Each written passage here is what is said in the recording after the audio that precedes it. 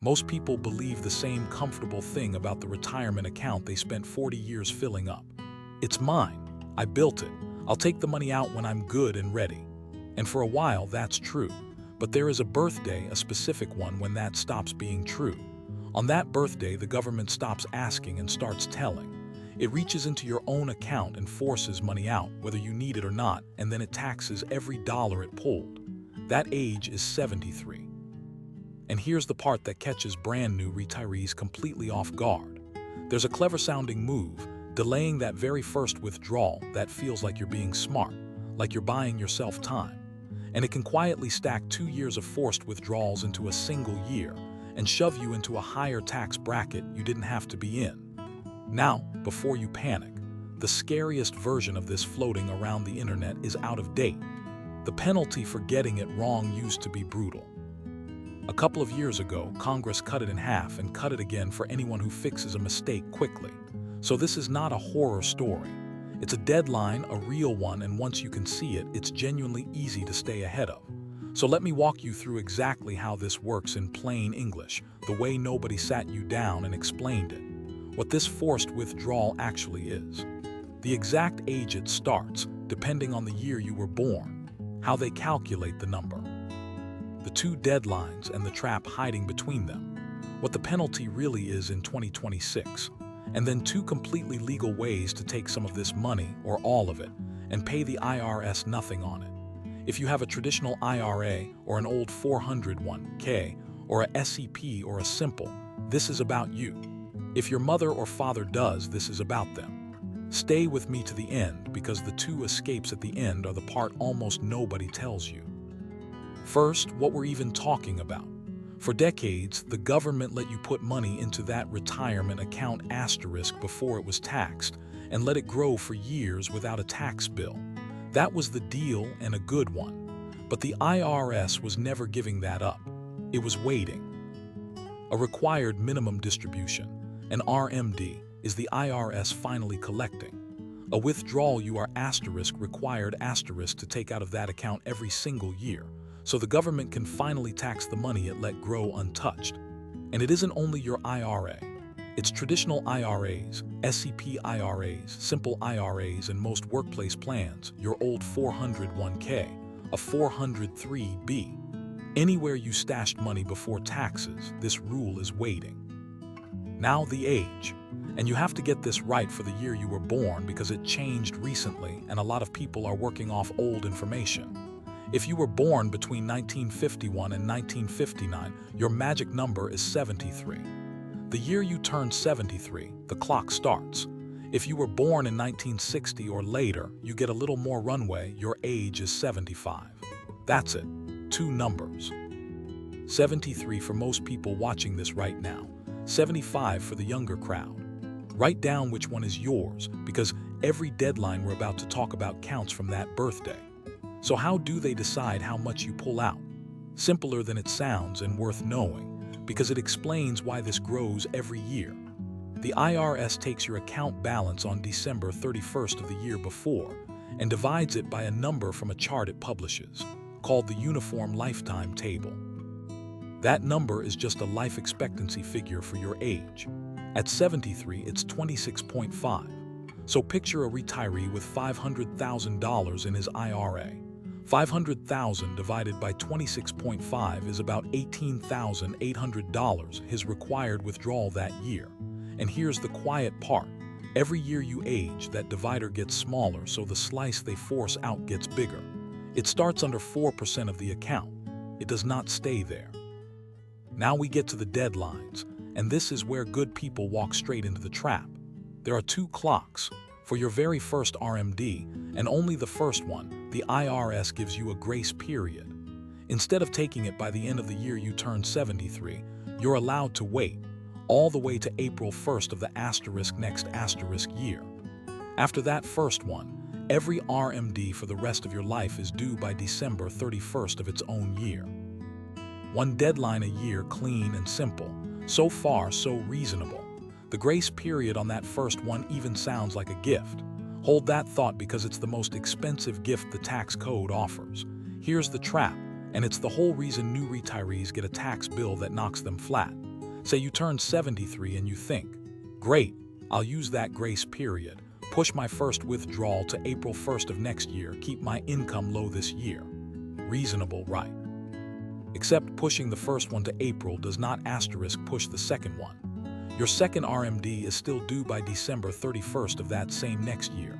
So both withdrawals land in the asterisk same asterisk calendar year. 2 RMDs, doubled income, all taxed as ordinary income all at once. And that doubled up income can lift you into a higher tax bracket, drag more of your Social Security into being taxed, even bump up your Medicare premiums. Smart delay is, for a lot of people, the single most expensive thing they do. Usually the better move is to take that first withdrawal in the year you turn 73 and keep them one per year after. But run your own numbers. In a year your income is unusually low, the delay can occasionally pay off. That's a conversation for you and a tax person, not a default you stumble into by accident. So what happens if you just miss one? If the deadline passes and you didn't take enough out? This is the number the internet loves to scream about, so let me give you the real one for 2026. If you fail to take your full required amount on time, the IRS charges an excise tax, a penalty of 25% on the amount you should have withdrawn but didn't. 25%. That's real money, and it's one of the steeper penalties in the whole tax code. But here is what they don't tell you, and it matters. That penalty used to be 50%, half of the shortfall gone. A law called Secure 2 cut it down to 25. And it goes further. If you catch the mistake and fix it quickly, take the missed money out and file the right form within the correction window, that penalty drops again, all the way down to 10%.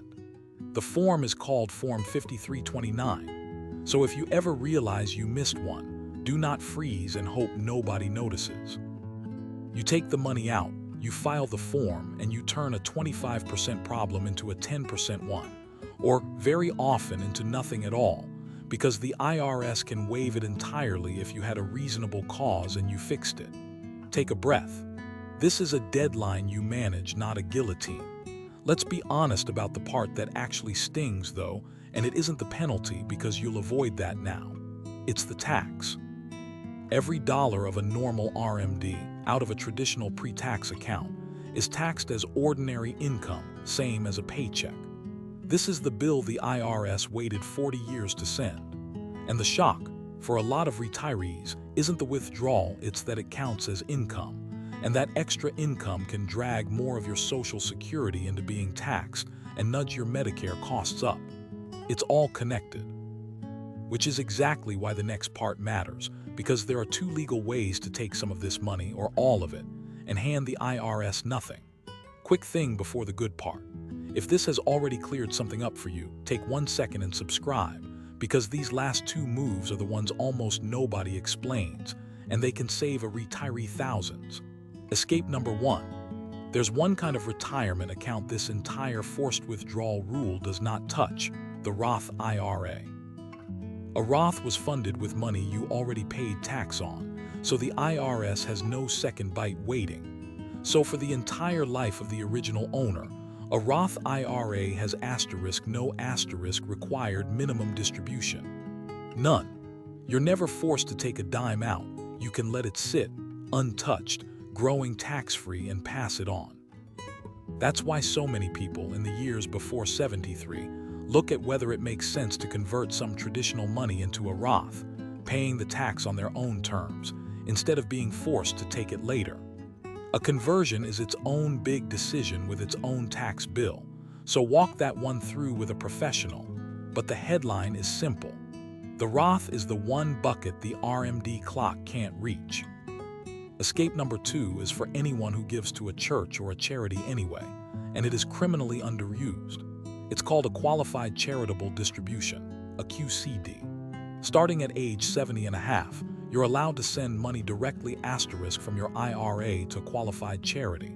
You never touch it, it goes straight from the account to the cause.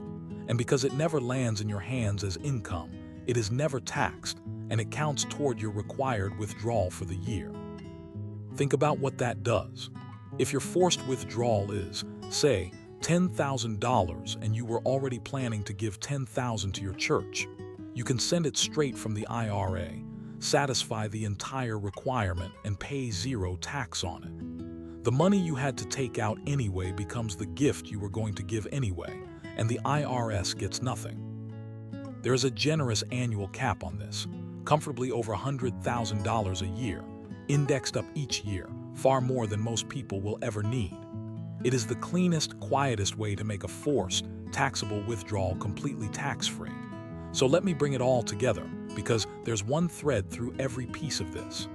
At 73, for most of you, your own retirement account stops being something you control and becomes something the IRS schedules. They tell you how much to take. They tax every dollar of it. The grace period on your first withdrawal looks like a gift and can double your tax in 1 year. Miss a deadline and the penalty is 25%, though it's far more forgiving now than the internet claims. None of this comes with a warning letter. The account just sits there growing a tax bill until the year the clock starts, and from that point on, the only question that matters is whether * you moved first and planned for it, or whether it caught you flat. So here's the one move this week. Find out which age applies to you, 73 or 75, and write down the exact year your first deadline hits. If you're already there, do not blindly use the April grace period. Check whether taking the first withdrawal on time keeps your tax lower. And if you give to charity, ask about a QCD by name before you take your next withdrawal. 3 steps. They put you ahead of almost everyone your age. One honest note before you go. I'm giving you the rules, not personal advice, and a couple of these dollar figures shift a little every year. Every situation is different, so before you make a move, confirm the current numbers and your own case with a CPA or a licensed tax or financial professional. I'll put the IRS pages, the table, and the form down in the description. And do one thing for me, send this to one person who's turning 73 soon, or who has an old retirement account and no idea this clock is even running. Your mom, your dad, a friend who just retired and thinks that money is theirs to take whenever they like. The odds are very good that at least one person you know is about to walk into the April trap without ever seeing it coming, and one share from you could save them thousands of dollars and a tax bill they'd never have expected. That's what we're here for. I'll see you in the next one.